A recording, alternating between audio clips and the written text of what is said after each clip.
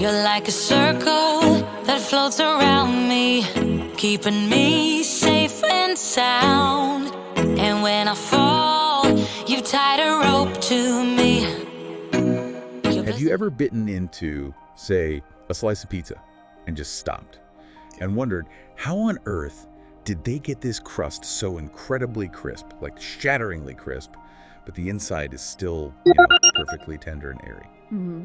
Or maybe it was a loaf of artisan bread with that amazing open structure. Well, it's often about way more than just the basic flour, water, and yeast. That's right. There's often something more going on behind the scenes. Welcome to another deep dive. Today we're definitely pulling back the curtain on a really fascinating, almost foundational technique in, let's call it advanced baking. We're unlocking the secrets of something called Biga. Ah, yes. Biga, a powerful pre-ferment that Italian bakers have really perfected over the years. Absolutely. And you've given us an incredible stack of sources to work with here, detailed video tutorials, some essential guides.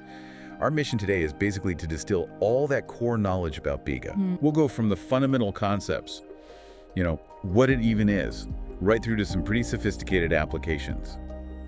The goal is to help you understand not just the what, but really the why it's such a game changer for your baking. And we've got some surprising facts and practical tips tucked away in there too. Definitely. Let's unpack this. Okay, so to really get Biga, it helps to start with the basics of how doughs are generally put together. Most people, especially home bakers, are probably familiar with what's called the direct method. Right, that's just chucking everything in the bowl at once, isn't it? Flour, water, yeast, salt, mix it up.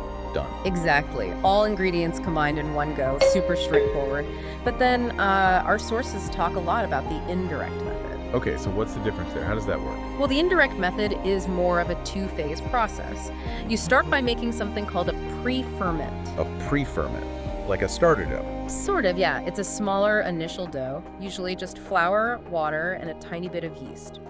This little batch goes through its own fermentation first for quite a while sometimes. Ah, okay. And only then do you incorporate that pre-ferment into your final dough, along with the rest of your ingredients. Gotcha. And Biga specifically fits into the solid pre-ferment category, Yes. right? As opposed to liquid ones. What does that mean? Solid versus liquid. That's a really key distinction. Solid pre-ferments, like Biga, are defined by their lower hydration. We're talking typically 45% to maybe 60% water relative to the flour weight. Much drier, much stiffer. Okay, 45-60%, that is pretty low. It is. And that's very different from liquid pre-ferments, like a poolish maybe, which can be 80% or even 100% hydrated. Basically a wet batter consistency. Biga is much firmer. Right, and the sources kept bringing up one specific classic version, the Biga Giorilli.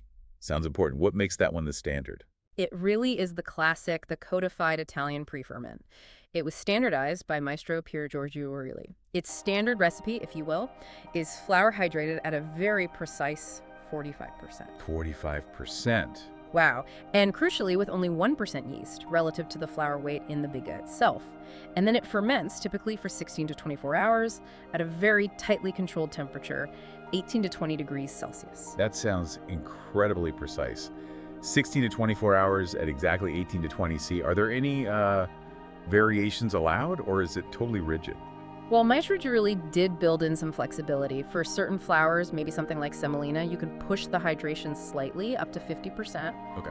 And while that 1% yeast is pretty much fixed, you can extend the fermentation even up to 48 hours, but only if you drop the temperature significantly down to maybe 12, 14 degrees. Yeah, I see. Cooler temp, longer time. Exactly. But the core idea is that fixed yeast percentage and that carefully controlled environment, that's where Biga gets its predictable power. So, okay, why bother? Why go through this whole extra step, this pre-ferment thing, when the direct method seems so much easier? What's the actual payoff? Well, I like to think of it as fermentation by proxy. The Biga does the heavy lifting, the bulk of the initial fermentation, before it even meets the rest of the dough. Fermentation by proxy. I like that. It accelerates the later stages of dough development in the final mix, and it leads to a much more controlled overall process. You get significant alcoholic fermentation happening in the Biga, and higher acidity develops there too. And what does that actually do for the final bread or the pizza or whatever comes out of the oven? What difference do we taste or see? Oh, it translates into dramatically better qualities. You'll see a more open, airy structure inside, the crumb. And for things like pizza or focaccia, you get much thinner, much crispier crusts, the flavor and aroma way richer, much more complex, a depth you just don't get from a quick direct dough. Okay, that makes sense. Plus, and this is really interesting, the alcohol and the acidity developed in the Biga act like natural preservatives. They actually slow down the staling process. Seriously, so it lasts longer. Yeah, it extends the shelf life quite noticeably. So the key insight here isn't just that it's an extra step. It's a fundamental shift in managing fermentation to build superior structure, flavor, and longevity. That's amazing. It really does sound like a shortcut to significantly better baking. Okay, so for those of us listening, wanting to try this at home, what are the fundamental principles? How do we actually prepare a biga? Right. The absolute most crucial thing, the number one rule with Biga, is that it's misalato grossolanamente. Misalato grossolanamente. Okay, what's that mean? It translates basically to coarsely mixed. You are not aiming for a smooth, developed, fully kneaded dough ball. Not at all. Really? So no kneading? Very little, if any. The goal is a rough, sort of crumbly, homogeneous mixture of small, broken pieces. You want to actively avoid developing the gluten early on. That's key for the long fermentation it needs to go through. Got it. Coarse, rough mix. Avoid gluten development. What else? The container matters too. The sources strongly recommend using a low, wide container. Low and wide. Why is that? It helps the biga cool down quickly and evenly right to its core. Especially important if you're going to be moving it into a colder environment, like the fridge method we'll talk about. Helps prevent the center staying too warm. Okay, that makes sense. All right, practical approaches then. Let's say someone does have a controlled environment, maybe a proofing box or that fancy oven setting. How do they make the classic biga? Okay, for the classic approach, dissolve your tiny amount of yeast in the water first, then add your flour. Start mixing, maybe with a fork, just drawing the dry flour up from the bottom. Then switch to your hands, but just gently bring it all together into those characteristic small, rough pieces. Remember, no kneading. Right, just combining. Exactly. Lightly oil your low, wide container, spread the biga pieces evenly inside, cover it, and then you wait. You'll know it's ready or mature when it gives off a distinct alcoholic smell, quite pleasant actually. Yeah, alcoholic smell. Okay. And it should have roughly doubled, maybe grown about 1.5 times its original volume. It'll look compact, maybe a little dry on the surface. That's the classic biga ready to go. That precise 18, 20 degrees Celsius, that's tough for most home kitchens, right? Mine's definitely not that stable. So what about this homemade biga or fridge method?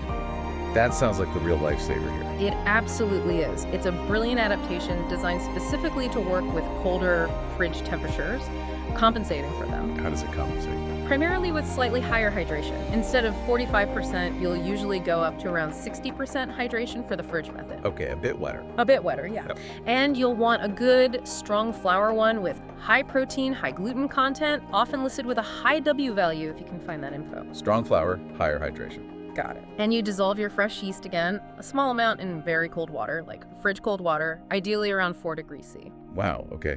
Cold water this time.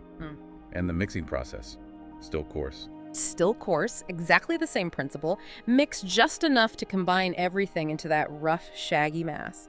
Transfer it to your low, wide container, cover it, but leave a tiny vent. Just crack the lid slightly. Vent it slightly. Okay, then what? Straight in the fridge. Almost.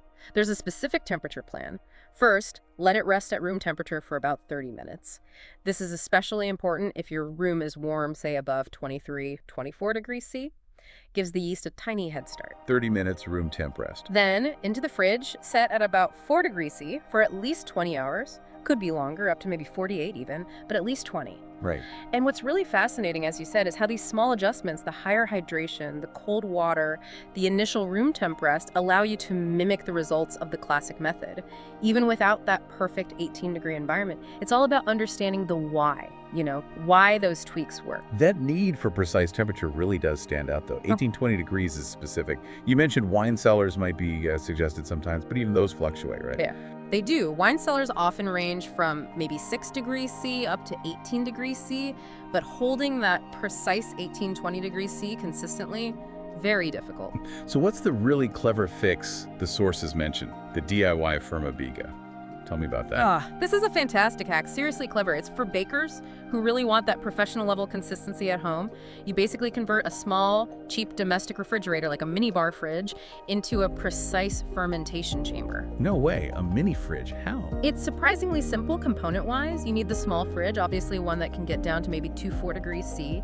Then you need a digital thermostat with a temperature probe. You can find those online easily, maybe 30, 40 euros or equivalent. Okay, fridge, thermostat with a probe. What else? And a heat source. Usually something simple, like a low-wattage incandescent light bulb safely installed inside. A light bulb for heat. Okay, I'm following. So how does this contraption actually work? How does it hold that perfect temperature? It's ingenious, really. The thermostat's probe goes inside the fridge to measure the actual air temperature. Then you wire the thermostat so it controls both the fridge's cooling cycle and the light bulb. Ah, I see where this is going. Exactly.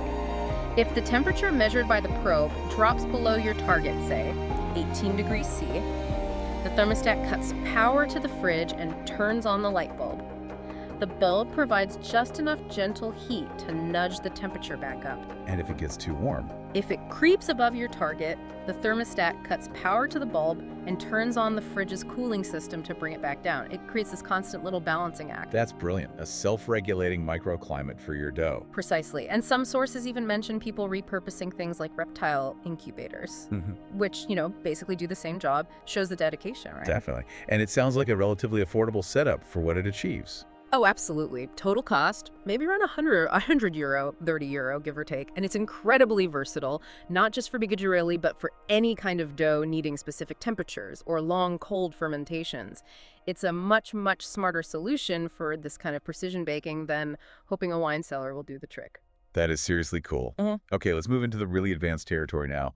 Mastering the 100% Biga dough. This sounds like the final boss of Biga baking. It kind of is, yeah. And the risk of bruciare l'impasto. Burning the dough. Yeah, literally burning, but it really means overstressing or breaking the dough structure.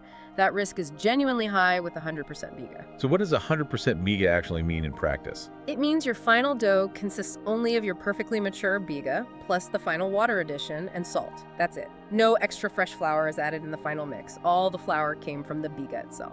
Whoa. Okay, so what makes that so incredibly difficult? Where are the main pitfalls? Two huge factors. First, the Biga's maturity has to be spot on. Absolutely perfect. If it's even slightly underripe or slightly overripe, you're heading for serious trouble. The final dough might be unworkable. Maturity is critical. Yeah. Okay, what's the second factor? It's the gluten stress. Because the Biga has already fermented for such a long time, 16, 24, maybe even 48 hours, its gluten network is already significantly developed, or you could say stressed. Right, so it's already kind of fragile in a way. Exactly. So trying to mix in the final water without completely destroying that pre-developed structure is the real challenge. You add more stress, like vigorous mixing, and it can just fall apart. So how on earth do bakers handle that? How do you add water to this already stressed dough?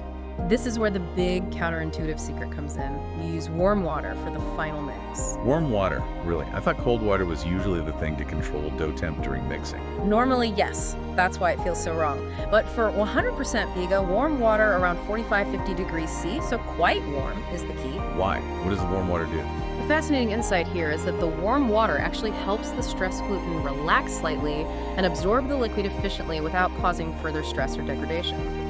Cold water, paradoxically, would shock the gluten, making the dough overly extensible, super sticky, almost soupy, and impossible to handle. Wow. Okay, warm water prevents more stress. That is genuinely surprising, mind blown. Are there other crucial additions for this 100% dough? I think I read something about malt. Yes, absolutely. Diastatic malt is highly recommended, usually around 1% based on the total flour weight, which is all in the Biga, remember? Diastatic malt. Yeah. What's its job? During that long Biga fermentation, the yeast eats up nearly all the available sugars in the flour. The diastatic malt adds back enzymes that help break down remaining starches into sugars, providing food for the yeast during the final proof and helping achieve that lovely brown crust color during baking. Okay, food for the yeast and color. Makes sense. Yeah. And salt, when does that go in? Salt usually goes in midway through the final mixing process. Adding it too early can hinder water absorption. Adding it too late means it might not integrate properly. Adding it midway helps strengthen that developing gluten network just as it's coming together with the water. Okay, and the mixing itself. For such a delicate dough, slow and gentle. You start by adding the warm water very slowly, bit by bit, keeping the dough relatively compact at first. Let it start to absorb. Right. Then, as the water gets incorporated, you gradually increase the mixer speed. But the key is efficiency. You need to develop the dough structure quickly without over-mixing it. Work fast to avoid that burning or overstressing. So faster mixing, but for a shorter time. Exactly. The final dough will feel different. It'll be noticeably softer, more extensible, maybe slightly stickier than a direct dough. But critically, it should still pull away cleanly from the sides of the mixer bowl or your work surface when it's ready. And this kind of dough, what's it best for? It's truly ideal for certain products where you want that incredibly open, airy crumb and distinct flavor profile.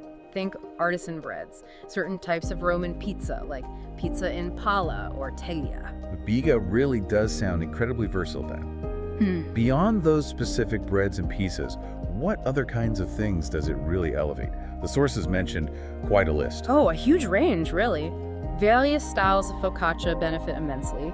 Classic pizza doughs gain structure and flavor. Different Italian breads like ciabatta, which needs that open crumb. Right, ciabatta, definitely. Alla romana, teglia romana, even things like machette rolls.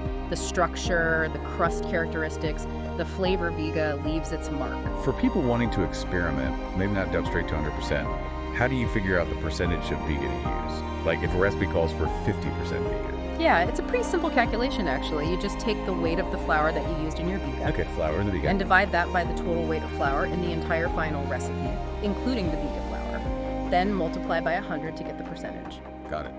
Flour in Biga divided by total flour times 100. Easy enough. Exactly. So if your Biga used 500 grams of flour, and your total recipe flour, Biga flour plus any additional flour, is 1,000 grams, that's 500 divided by 1,000, which is 0.5 times 100, 50% Biga. Perfect. Now, I was really intrigued by one specific technique mentioned for pizza made with Biga, something called double cooking, to get a super Sciogleval result. That sounds amazing. What does Sciogleval mean? Sciogleval basically means melt in your mouth. It's this incredible texture, and the double cooking technique is fantastic for achieving that, alongside extreme crispiness. Okay, so melt in your mouth and crispy. How does double cooking work? So first, you do a pre-bake of just the pizza base. Roll out your Biga dough, maybe using some semolina for dusting. Brush it really generously with oil, often a mix of seed oil and olive oil. Oil it up well. Okay. Then you bake it very briefly, maybe only 90 seconds or so, but at a very high heat, say 350 degrees C on the bottom deck, maybe 320 degrees C ambient. And this is crucial with the top heating element turned off or very low for this first bake. Top element off. Why? You want to dry out and partially cook the base from the bottom up, setting the structure, but without getting any real color on the top surface at this stage. Okay, so it's like a par-baked pale crust. Exactly that. A white bake, essentially. Once it's pre-baked and maybe cooled slightly, then you add your topping sauce, cheese, whatever you like. Right. Top it after the first bake. Yes. And then it goes back into the hot oven, same high temperature, for the final bake, maybe another 2 minutes or so, until the toppings are cooked and the crust gets its final color. And the result of this two-stage process? You get this incredibly compact base that holds up well, but the texture is just astonishingly melt-in-your-mouth Sciogleval, while the very outer edge is super crisp. It's a game changer for certain pizza styles. That sounds incredible. But with such a precise process, like everything with Biga it seems, I can imagine things going wrong easily. What are the most common mistakes or pitfalls bakers run into? Well, if we connect it back, as we discussed with the 100% Biga, accurately judging the Biga's maturity is probably the single biggest hurdle. Success hinges on it. And what are the consequences if you get it wrong? If your Biga is, say, underripe? If it's underripe, hasn't fermented long enough, or at the right temp, the final dough might actually seem quite nice and easy to handle. Deceptively so. Oh. But the finished product, the bread or pizza, will lack character. It often loses its crispness very quickly after baking and can have an unpleasant, sort of dense, chewy texture. Disappointing. Okay, underripe is bad. What about overripe? Too far the other way. That's often even worse. An overripe Biga makes the final dough extremely difficult, sometimes literally impossible to work with. It can become overly acidic, the gluten structure breaks down, it gets sticky, tears easily. It's often a disaster. You just can't bake with it properly. It really is a fine balance. Wow, maturity is everything. Okay, what about myths? There's one common idea that Biga makes products tough or overly chewy. Is there any truth to that? That's a myth that almost certainly comes from errors in the process, usually using an improperly managed biga, probably overripe or handled incorrectly. Ah, so it's user error, not the biga itself. Exactly. When a biga is perfectly mature, made with the right flour, and incorporated correctly, the result is the opposite of tough. You get thin, delicate, crisp crusts and an incredibly tender, light crumb. Toughness indicates something went wrong along the way. Good to clear that up. Another myth mentioned was about bacterial acidity in these kinds of doughs. What's the actual story there? Is it like sourdough? That's another common misconception. The acidity you get in a biga, or other doughs made primarily with commercial brewers' yeast, Saccharomyces cerevisiae, comes from organic acids produced by the yeast itself during its metabolism. So yeast makes acid too? Yes, things like succinic acid. It's a different process and produces different types and levels of acids compared to the lactic acid bacteria and wild yeasts dominant in sourdough fermentation. They're related but distinct microbial worlds leading to different flavor profiles. Biga's acidity is primarily yeast-derived, not bacterial like sourdough. Okay, that's clear. So final reality check. Yeah. For someone used to direct doughs, maybe adding a tiny bit of old dough or something, can they get results just as good as using a high percentage biga? Look, direct doughs, especially with long, slow fermentation, or maybe incorporating a small amount of pre-ferment, can definitely produce very good bread and pizza, no question. But Yeah. the distinct advantages you get with high percentage biga doughs, say 80% or 100% biga, are really undeniable if you're chasing that specific set of characteristics. That unique complexity of flavor, that ultra-open, airy structure, that incredibly thin, crisp crust, and the noticeably extended shelf life, those are qualities that are genuinely difficult, maybe impossible, to fully replicate without using a substantial, properly managed biga. Wow. Okay, we have covered a lot of ground today, a really deep dive. From just understanding what biga even is, that classic Giorilli formulation, The foundation. to adapting it for home use with the fridge method, building those clever DIY fermentation chambers, the Ferma Biga, Yeah, the temperature control aspect is huge. then mastering the seriously complex 100% biga doughs, that warm water trick, Counterintuitive, but crucial. and even that special double cooking technique for pizza. It really shows the level of detail and refinement possible in baking. It's not just mixing ingredients, it's managing a biological process. Absolutely. Yeah. It just highlights how much precision and artistry goes into turning simple ingredients into something extraordinary. It's about understanding and leveraging these natural processes. Well said. The whole world of baking is just packed with these incredible nuanced details, isn't it? Techniques like biga, when you understand the science and the art behind them, they let you move beyond just following a recipe. You start to really create. That's the goal, isn't it? Understanding the why empowers you. So thinking about everything we've discussed, what really stands out to you, listening right now, maybe it's that idea of warm water for the 100% biga. Seems wild, but makes sense now. Or perhaps it's the thought of actually building your own little fermentation station. Or just appreciating the difference next time you bite into a really great crust. Exactly. Keep exploring, keep experimenting in your own kitchen, keep chasing those amazing aha moments. That's where the real fun begins.